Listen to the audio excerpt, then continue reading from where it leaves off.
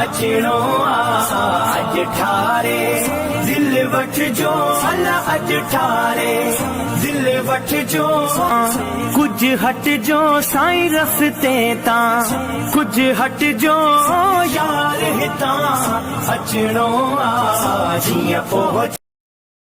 खबर है नाज़रीन, दौलतपुर सफ़न बरसां तव्हां सां शेयर कयूं पिया। दौलतपुर सफ़न बरसां सूफ़ी बुज़ुर्ग सैयद रखियल शाह जिलानी जो उर्स मल्हायो वियो आहे।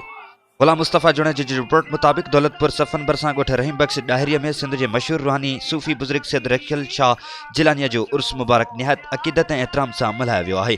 जॾहिं त संदसि मज़ार ते दरगाह शरीफ़ सैयद जमाल शाह जिलानी जे गादी नशीं सैयद शाहज़ेब अली शाह जिलानी दरगाह शरीफ़ ते हाज़िरी भरे गुलनि जी चादर चाढ़े फातिहा पढ़ी। बाद में सैयद रखियल शाह जिलानी जी गादी नशीं फ़कीर मोहम्मद ख़ान डायरी फ़कीर हिदायतुल्लाह कादरी पारां दरगाह शरीफ़ ते आयल ज़ाहिरीन खे ज़ियारत पिणु कराई, जॾहिं त बाद में लंगर विरहायो वियो।